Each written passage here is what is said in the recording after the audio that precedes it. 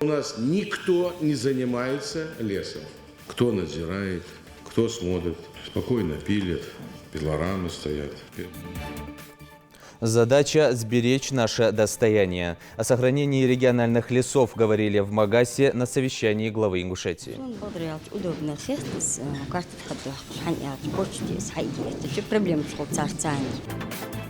В ногу со временем, удобно и без очередей. Матери Ингушетии будут получать пособие по уходу за детьми до 1,5 лет на пластиковые карты. Тут обнаружилось, что прямо со двора канализация выходит прямо на улицу. Свалки прямо у дома, канализация и нестерпимый запах. Экологи вышли в рейд. Расскажем, сколько нарушений выявлено в Плиево и Барсуке. Непременно лабораторной диагностики. Была тема очень интересная, иммуноферментная тема. Обмен знаниями и опытом. Ингушские врачи ВРКБ обсудили новые методы диагностики заболеваний с московскими коллегами.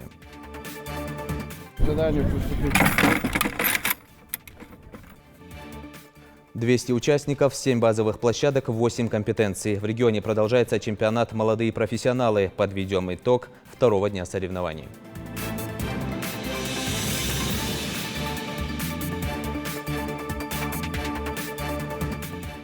На телеканале «Ингушетия Новости 24». Здравствуйте. Ингушетия в тройке регионов СКФО, где выделенные средства на проект сохранения лесов полностью освоены. Об этом заявил исполняющий обязанности министра природных ресурсов и экологии Мухарбек Пугоев в ходе расширенного совещания по вопросам развития лесного хозяйства. Перед нами стоит важная задача – сберечь наше достояние, наш лес, подчеркнул на совещании глава Ингушетии Махмуд Али Калиматов. Подробности в нашем материале. В рамках нацпроекта сохранения лесов проведено лесовосстановление на площади 75 гектаров и лесоразведение на площади 50 гектаров путем посадки лесных культур на Сунжском хребте. Исполняющий обязанности министра природных ресурсов и экологии республики Мухарбек Пугоев доложил главе региона о том, что в целях реализации нацпроекта «Экология» в 2019 году регион приобрел 18 единиц специализированных лесопожарных машин. Особое внимание на совещании уделено вопросу незаконной заготовки древесины в регионе. Махмуд Али Калиматов отметил, что поддержание лесного хозяйства округа в надлежащем состоянии является важнейшей задачей органов власти всех уровней. Я понимаю так, что у нас никто не занимается лесом. Кто надзирает, кто смотрит, спокойно пилят, пилорамы стоят, перерабатывают краденый лес. Пилорама незаконная, лес краденый. У нас много безработицы. Люди, живущие Алкун, Мужичи, Галашки, там безработица. Да. Мы не можем создать условия работы людям. И надо это учитывать. Но надо в рамках законодательства легализовать данную отрасль. Надо разработать такой механизм, чтобы людям было выгодно законно получить делянку, законно ее представлять и сдавать куда-то, и прибыль получать, и не нарушать законодательство. Официально давать им делянки, где это законом положено, чтобы этот лес поставлялся в лесокомбинат, чтобы у нас была продукция, налоги, чтобы платили. Глава региона отметил, что существующее мнение, что многие проблемы отрасли можно решить путем передачи лесных участков в аренду, на деле не является целесообразным. Мне полностью нужно понимание, кто за что отвечает. Главы района. Я ежедневно, ежечасно буду за этим смотреть. Результат должен быть. Рейдов 582. А вот оно, 17 случаев нарушения. Все. Каждый глава должен свой участок работать, отрабатывать. Потому что все это касается людей в конечном счете. Людей. Мне нужен полный алгоритм работы всех направлений леса. Кто производство, кто саженцы, кто там дорогу. Полностью весь спектр, не упустите. И каждый ответственный, и там должна быть исполнитель. Вот дата вот такая вот. Я хотел бы, чтобы в следующий раз я слышал конкретные меры, принятые и результаты. Руководитель региона поручил правительству республики задействовать все компетентные органы и выработать общий механизм для устранения ошибок и решения проблемы незаконной заготовки древесины. К 1 сентября в Малгобеке планируется завершить строительство новой школы на 704 места. Объект возводится в первом микрорайоне на участке 110 гектаров. Контрактная стоимость учреждения свыше 400 миллионов рублей. На сегодняшний день строителями выполнено 50% строительно-монтажных работ. На стадии завершения находятся работы по кладке внутренних стен и перегородок, устройству вентилируемого фасада, электромонтажные работы, внутренние отделочные работы и по монтажу отопления. В трехэтажном здании предусмотрены все необходимые условия для полноценного учебного процесса. Быстро, удобно и без очередей. Молодые мамы Ингушетии теперь будут получать пособия по уходу за детьми до 1,5 лет на пластиковые карты «Мир». В региональном министерстве труда, занятости и социального развития напоминают о сроках перерегистрации. Получателям стоит поторопиться со сдачей всех необходимых документов в отделение соцзащиты. Тему продолжит Зелимхан Калуев. Люба Хамхоева получать выплаты на карточку только рада. Речь идет о ежемесячном пособии по уходу за ребенком до 1,5 лет. Отныне все будет проще. Финансами она сможет управлять сама, без посредников и лишних визитов в почтовое отделение. Удобно.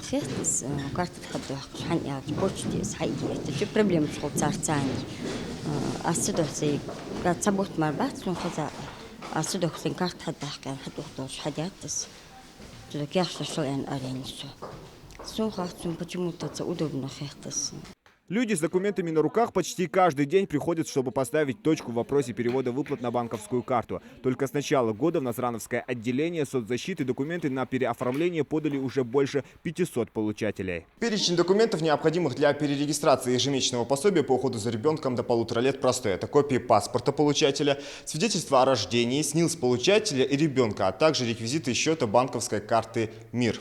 И обязательно при себе нужно иметь оригиналы документов. Сейчас пособие по уходу за ребенком до 1,5 лет на первенца составляет 3277 рублей, на второго и последующих 6554 рубля. Переход на электронную карту «Мир» обязательный, а сам процесс несложный. С января месяца мы начали вот эту процедуру на основании приказа. Люди приходят туда, в Сбербанк, открывают счет, получают карту «Мир», там и получают также выписку, реквизиты. С этими реквизитами они сюда приходят. И еще там перечень документов мы им отдаем, которые они должны сюда привезти. И прикладывают туда вот эту выписку и полный пакет документов.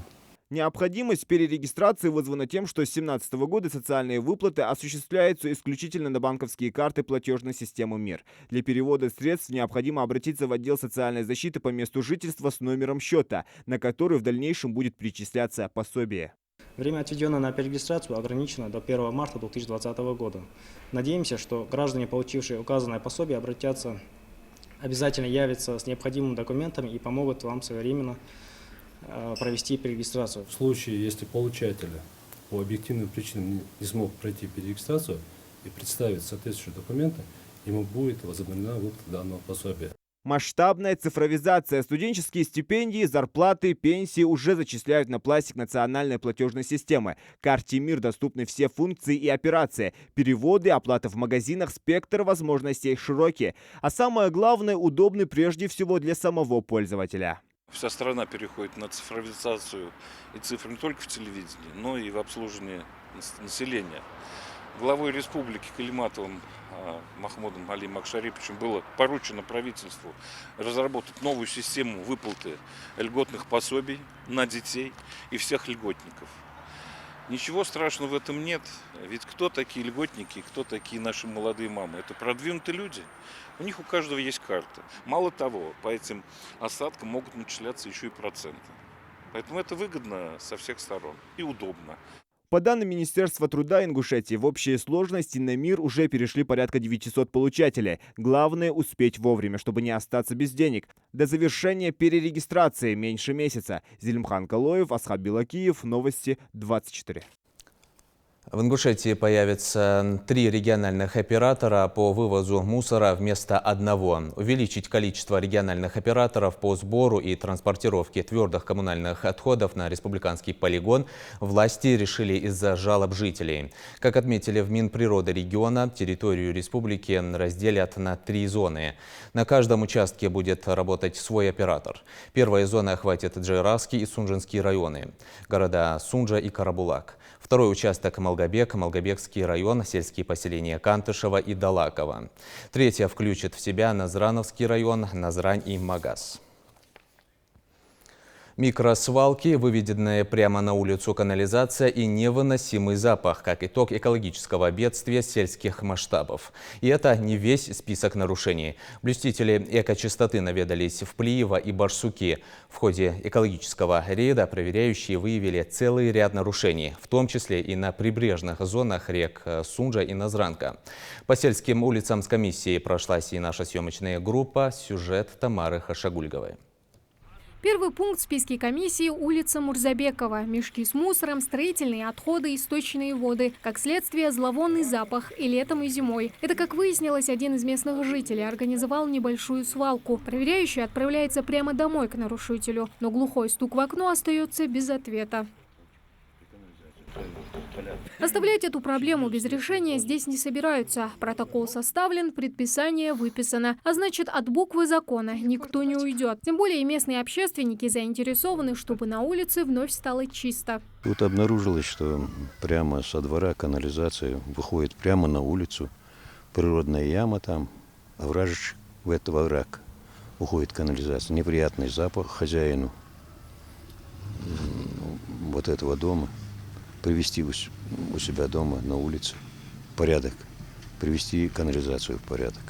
Следующий пункт – прибрежная зона реки Сунжа, излюбленное место отдыха жителей. Но вместо красивого пейзажа комиссию встречают горы бытового мусора и подведенные канализационные трубы. Картина, как говорится, маслом, и авторы ее тоже известны – жители злосчастной улицы Мурзабекова. Стоки попадают в Сунжу. Ну и дальше, куда мы сами знаем, куда этот сток попадает. А в этой Сунже и люди купаются.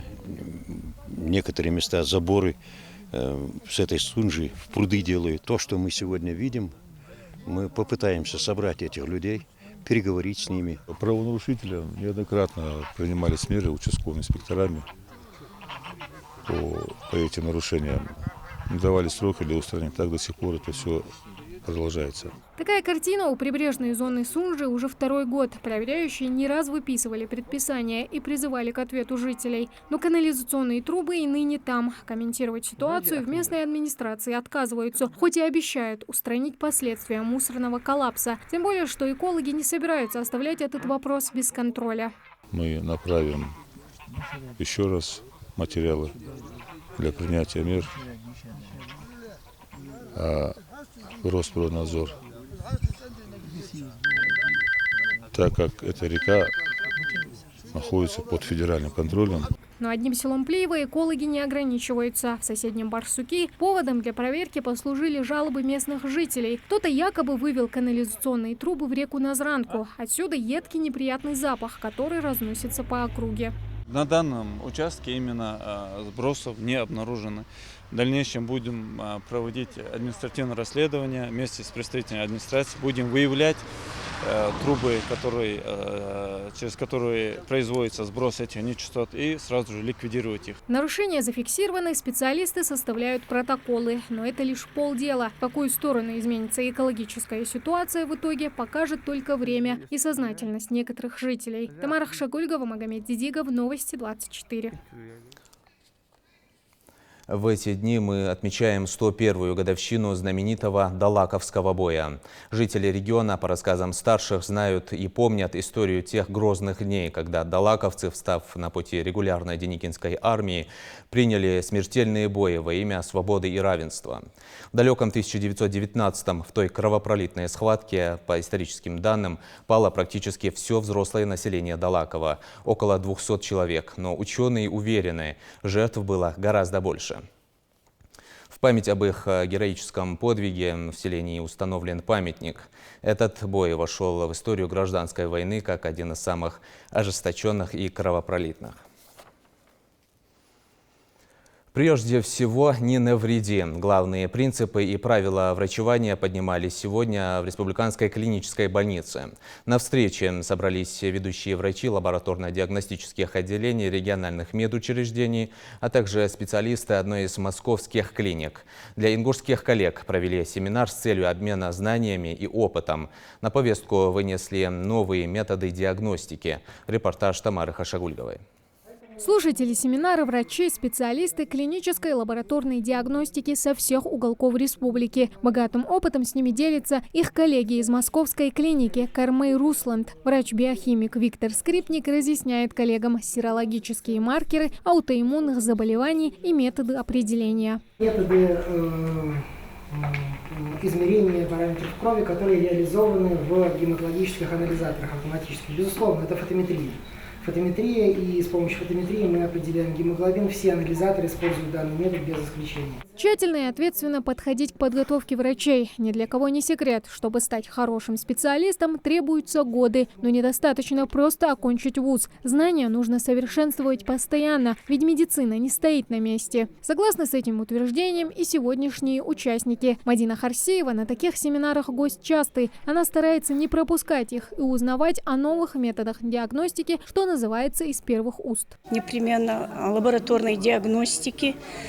Была тема очень интересная, иммуноферментная тема, которая полезна и дает очень многое нам. Также была тема про гематологию, приобретение гематологических анализаторов с тестами. Конечно, это новшества, они нужны нам. Такие конференции хотелось, чтобы проводились почаще. Тема для семинара выбрана не случайно, ведь по статистике аутоиммунные заболевания – одни из самых распространенных. Тот же ревматоидный артрит или сахарный диабет первого типа. Причины возникновения не до конца изучены. Одни ученые видят ее в том, что мы живем в слишком стерильном мире. Другие же полагают, что все как раз наоборот. Иммунная система подвергается мощному воздействию химикатов и токсинов, из-за чего начинает давать сбои. Как бы то ни было, важно вовремя выявить болезнь и начать лечение. Поэтому цель семинара – показать инновационные методы диагностики, которые помогут в этом и оптимизируют работу врачей. Я думаю, что это будет востребовано. Это будет востребовано, потому что мы, когда выбирали тему, мы руководствовались не просто нашими возможностями, нашими желаниями. Это запрос от клиницистов. От клиницистов, то есть от тех непосредственно лечащих врачей, от первичного звена, который ежедневно сталкивается с пациентами с различной патологией. К сожалению, не всегда возможно выявление этих заболеваний на ранней стадии.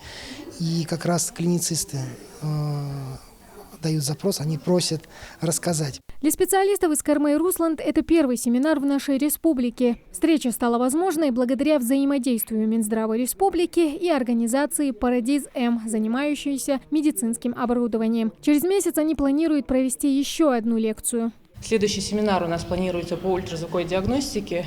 Мы представляем технику таких компаний, как Siemens Philips, и ультразвуковое оборудование высокотехнологичное, которое позволяет исследовать не только основные привычные для нам органы, но и проводить такие исследования, которые могут проводить только компьютерные томографы. То есть все это можно будет производить с помощью высокотехнологичных УЗИ-аппаратов. На этом семинаре мы планируем, что будут присутствовать не только представители медицинских учреждений, но также частных организаций, потому что у нас в республике очень много врачей, которые работают частно. И очень важно, чтобы именно эта услуга для населения была оказана на высшем уровне. Подобные конференции способствуют повышению профессионализма медиков благодаря взаимному обмену опытом и практическим знаниям. Тамара Хашагульгова, Магомед Дидигов, Новости 24. 20 тысяч племенных овец планирует приобрести Ингушетия в Дагестане в течение ближайших 2 лет. Такое решение принято по соглашению регионального и дагестанского министерств сельского хозяйства. Коллеги из соседней республики также окажут содействие ингушским аграриям в вопросе районирования животных. Всего в этом году республика приобретет порядка 5000 голов мелкого рогатого скота. В настоящее время у нас в республике содержится порядка 140 тысяч голов овец. Мухаммад – имя самого лучшего из людей, последнего посланника Аллаха, да благословит его Всевышний и приветствует, отныне носит исламский образовательный центр в Малгобеке. Медресе открыли на базе фонда «Мир добра». Это стало возможным при поддержке Союза благотворительных фондов региона. В новом медресе для всех желающих будет возможность обучиться основам религии и выучить Коран. Хава Гагиева расскажет. Выучить Коран для каждого мусульманина – большая награда. Такую возможность предоставляют здесь. На открытии медресе в Малгобеке собрались гости со всего региона. Понимать слово Всевышнего, выучив священную книгу – главная цель, которую преследует в фонде «Мир добра», на базе которого и открыта новая медресе. На базе образовательного центра будут преподавать квалифицированные педагоги. По окончанию курса будут выдаваться сертификаты установленного образца. А также хочу отметить, что проходить обучение могут не только наши подопечные, но и все желающие. Образовательный центр «Мухаммад» был открыт при поддержке Союза благотворительных фондов региона. Помимо изучения Корана, тут будут обучать основам и терпимости к другой культуре, вероисповеданию и исламскому быту. Возраст учеников, кстати, не важен, школьник ты или пенсионер. В центре будут заниматься несколько групп по 2 урока в неделю, а для тех, кто занят учебой и работой, организуют вечернюю смену. Такие школы, тут графика как-то не нормирована. В любое время молодежь может прийти и свободное время выбрать для себя свободное время, потому что тут всегда двери открыты, молодежь может прийти и как-то обучаться. Национальная ингушская кухня – праздник в честь открытия нового медресе, где люди смогут не просто послушать, а главное услышать прописные истины Корана. Гости приехали не с пустыми руками, привезли подарки, в том числе один из главных предметов обучения – священный Коран. Мы уже давно сотрудничаем в рамках Союза. И, конечно же, в каждом вопросе, в которых мы можем помочь, мы всегда друг друга поддерживаем. Для нас нет никаких проблем, тем более в таком боговодном деле, где пророк Мухаммад, благословите Аллах, приветствует, что лучшие из людей те, которые сами учатся Корану и обучают других. Поэтому внести свой вклад в это дело, это, я считаю, самым таким великим. Я думаю, значит, что это учебное заведение принесет огромную пользу нашей республике, нашей молодежи. Каждый новый день дается мусульманину, чтобы использовать его продуктивно. И, возможно, именно это медресе будет шансом для тех, кто хотел давно выучить священную книгу. Хава Гагиева, Адам Далаков, Новости 24. В Госдуме предложили запретить аптекам поднимать цены на лекарства во время вспышек различных заболеваний. Автор инициативы, зампред Комитета Госдумы по образованию Борис Чернышов предлагает продавать по фиксированной стоимости маски, средства для повышения иммунитета, противовирусные препараты. Предложение направили в Роспотребнадзор и Росздравнадзор. По словам парламентария, недопустимо наживаться на больных и людях, которые хотят обезопасить себя от вирусных заболеваний. У нас же это происходит сплошь и рядом. Последний пример: на фоне распространения коронавируса из Китая в аптеках резко подскочили в цене медицинские маски. 200 участников, 7 базовых площадок, 8 компетенций и упор только на свои навыки и умения. В Ингушетии проходит региональный чемпионат профессионального мастерства «Молодые профессионалы World Skills Russia 2020».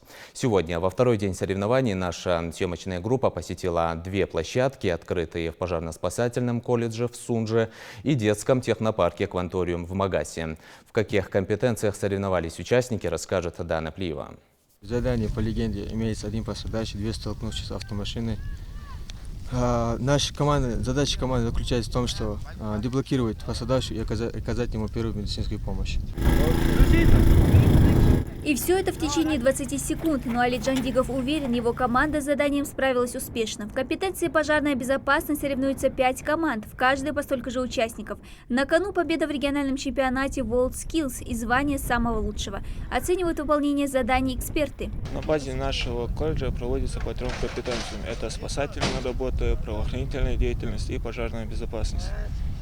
На данный момент здесь проводится по компетенции спасательной работы. Необходимо соблюдать технику безопасности. Это в первую очередь время, скорость и оказывать первую помощь.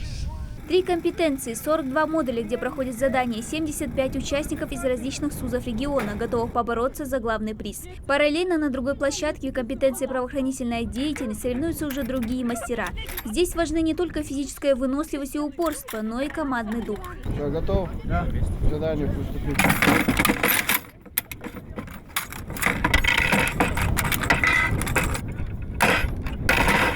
Разборка и сборка автомата Калашникова здесь сопровождается настоящей полосой препятствий. При этом участвуют в этих соревнованиях не только парни, но и девушки. То, что женский пол далеко не слабый, показывает и Фатима Атабаева. Капитан команды готовилась к чемпионату 2 месяца, не только в колледже, но и дома.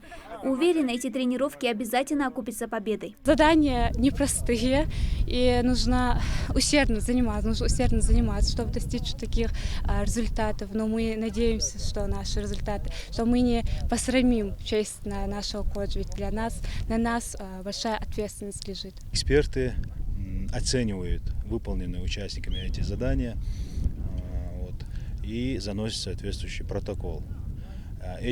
Данные этих протоколов мы каждый вечер после окончания чемпионата мы заносим их в специальную базу, ЦИС она называется, в эту базу, и автоматически компьютер сам высчитывает. За ходом чемпионата следит и группа приезжих экспертов. Проверить необходимую документацию, технику безопасности и организацию соревнований. Эксперт из Воронежа Дмитрий Решетников уже 3-й год постоянный гость на чемпионате. Организация чемпионата на достаточно высоком уровне, и республика помогает, и в принципе достаточно хорошая поддержка со стороны органов образования, которые тоже были вот на площадке в день открытия. И в принципе как бы видно развитие, то есть по сравнению с другими регионами, у нас же 85 регионов, и я во многих из них был, соответственно, есть достаточно высокий уровень. В этом году WorldSkills объединил более 200 участников. Ингушетия присоединилась к движению в 2011 году, и с тех пор каждый год республика становится площадкой для отбора участников на национальное первенство. Кроме стен пожарно-спасательного колледжа, региональный чемпионат WorldSkills проходит еще на 6 базовых площадках. В Назаранском аграрном техникуме, колледже сервиса и быта, в Топливно-энергетическом колледже, в Ингушском политехническом и детском технопарке Кванториуме в Магасе. На базе Кванториума ребята соревнуются в единственной компетенции – электроника.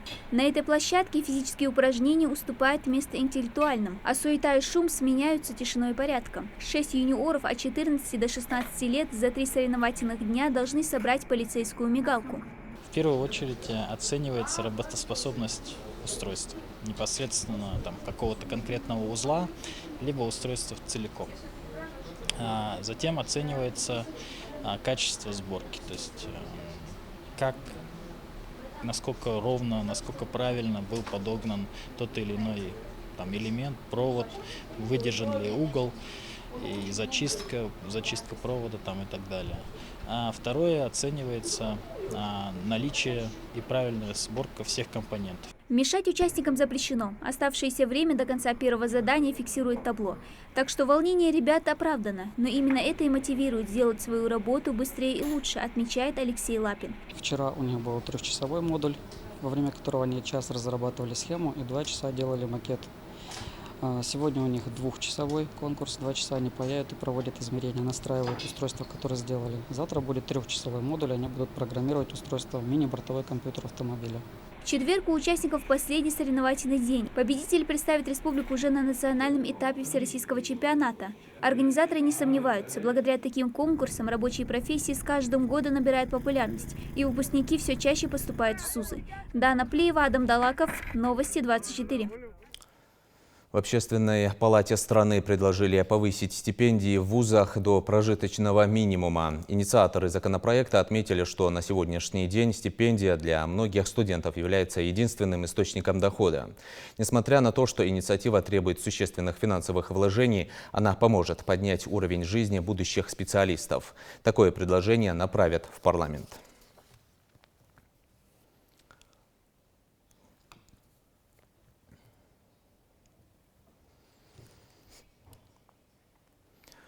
Порция адреналина, изумительный пейзаж и высокий уровень соперничества. Порядка 70 экстремалов из 20 регионов страны покоряют горный массив Киази. В Джайравском районе Ингушетии продолжается чемпионат России по альпинизму в техническом классе. Сегодня второй день соревнований. Спортсмены преодолевают маршруты наивысшей категории сложности. Всего их 17, 2 из них первопрохода. Из Джайравского района репортаж Михаила Тангиева. Во второй соревновательный день чемпионата погода в горах все так же благоволит спортсменам. Альпинисты за это время успели привыкнуть к местности и чувствуют себя отлично. Некоторые группы уже совершили восхождение и благополучно вернулись в лагерь. Мы выбрали нетрудный маршрут, один из предложенных вариантов первопрохода. Нашей команде он был под силам и сразу решили, что полезем за один день. Сходили его, прошли, и вот теперь у нас свой маршрут есть на Кавказе здесь. Евгений Глазунов, представляющий команду Санкт-Петербург-1, впервые приехал в наш регион в рамках чемпионата. Желанием покорять горные вершины он загорелся еще в детстве. Для меня я просто почувствовал в какой-то определенный момент, что это мое. То есть мне нравилась некая степень свободы в этом во всем, нравилась возможность проложить свой маршрут. И самое главное, здесь очень много хороших, разносторонних, общительных, открытых людей, с которыми ты можешь поделиться, и они с тобой поделятся опытом, знаниями. Большинство палаток в альплагере пустует. Практически все команды сейчас на восхождении. Наставники участников постоянно находятся с ними на связи и координируют их дальнейший маршрут. Тут важно, команды, которые заявили определенные маршруты, они должны идти по этой линии точно, потому что любой уход в сторону может быть опасен для тех, кто находится ниже. Если команда оказывается на другой команде, она может уронить камни, могут быть травмы. Поэтому судьи сейчас наблюдают внимательно. И в случае таких вот сейчас как раз команда ушла влево, мы их направляем на их маршрут, который они заявили. Подсказываете, да, постоянно? Подсказываем, но это важно для безопасности как раз. Необходимо отметить, как и в прошлые годы, в лагере для спортсменов созданы все необходимые условия. Можно полностью сосредоточиться на чемпионате. Особенностью альплагеря Киази, в отличие от многих других, является то, что он расположен в 5 минутах ходьбы до ближайшего маршрута восхождения на гору. Лагерь полностью оборудован всем необходимым для проживания спортсменов, тренеров и судей. В зоне отдыха предусмотрели душевые кабинки, медицинский пункт и пищеблок. Но как бы уютно здесь не было, в этом опросе решено двигаться дальше. Первый круглогодичный альплагерь в горах Ингушетии намерены открыть в 2021 году. Он будет представлять собой гостиничный комплекс, в котором спортсмены смогут проводить сборы по любым видам спорта. В лагере для этого будет установлено необходимое оборудование, спортинвентарь и снаряжение. Специфика альпинистского лагеря очень интересная. Дело в том, что там не просто люди должны отдыхать, они должны сушить свои вещи, стирать их вовремя. И снаряжения очень много. То есть должно место быть для сушки, для хранения, для подготовки к восхождениям. И самое главное, в этом лагере будет высокогорный скалоледодром. Планируется. Причем он планируется именно в проекте, заложено именно международного уровня. Поэтому это будет первый, наверное, в мире скалодром, находящийся на высоте 2000 метров. Благодаря строительству нового альпинистского лагеря удастся не только привлечь большое количество спортсменов к участию в различных соревнованиях, но и значительно увеличить туристический поток в регион. Михаил Тангиев, Магомед Белакиев, Новости 24. Ингушский борец Ахмед Тутаев завоевал бронзу на международном турнире по вольной борьбе Flats Open 2020 в Австрии. В соревнованиях принимал участие и его брат Мухаммед. Он выступал в весе до 55 килограммов, а Ахмед до 51 килограмма.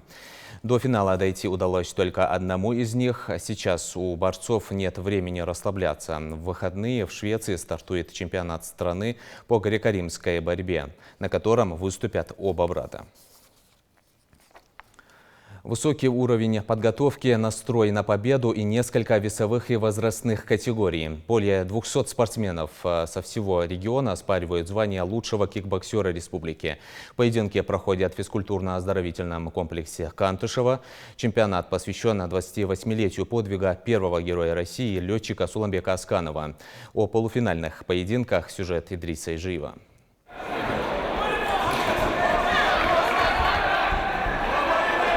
Активные удары бойца в красном углу ринга то и дело создают для его соперника большие трудности. Магомед Арчаков не один раз становился призером различных турниров. Выступает кикбоксер весовой категории 67 килограммов. Изрядно попотев и даже побывав в нокдауне, спортсмен завоевал свою путевку в финал. Победа далась ему нелегко.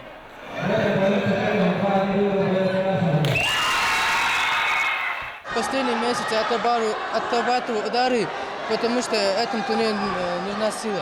Соперник был сложный, но не пришлось с ним повозиться. Пока одни участники на ринге, другие тоже не расслабляются, готовятся к поединку. Перед выходом необходимо как следует разогреть мышцы и суставы, чтобы избежать серьезных травм.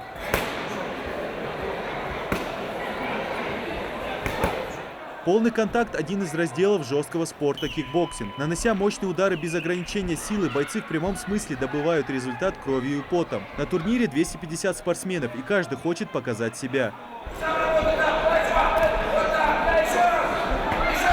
Ну а поединки тем временем продолжаются, и каждый следующий бой интереснее предыдущего. В центре ринга участники весовой категории 71 килограммов. Боец в красном Арпи Зурабов. В полуфинальном поединке он боксирует с очень сильным соперником. Большая часть боя проходит в интенсивном темпе с большим количеством выпадов как ногами, так и руками. Складывается ощущение, что эти ребята вообще не устают. С немалыми усилиями Арпи все же добивается столь желанной победы. Я долго тренировался к этому турниру и планирую выиграть его. Впереди меня ждет финальный бой, и я буду выкладываться до конца. Кикбокс напоминает всеми любимый классический бокс. Вот только помимо ударов кулаками, здесь в ходу так называемые хайкики. Именно выпады ногами придают зрелищности. Зрителям такое соперничество на ринге по душе. Зал заполнен до отказа любителями хороших противостояний. Спортсмены бьются за путевку на чемпионат и первенство СКФО. Такой турнир – лишнее доказательство, что кикбокс в Ингушетии активно развивается. Кикбокс у нас продвигается с 1995 года. У нас много чемпионов мира, чемпионов, победителей мира, Европы, России. То есть с каждым годом набирает обороты, темп набирает. Где-то с финансированием проблемно немного было. А так, в общем, популярность растет. И внимание молодежи, подрастающего поколения, кикбоксинг растет. У финалистов впереди самые сложные поединки. Ведь по итогу будет решено, кто же отправится на чемпионат СКФО в составе Ингушетии. Идрис Ижиев, Аскар Белакиев, Новости 24. Наш выпуск на этом завершен. Оставайтесь на канале Ингушетия.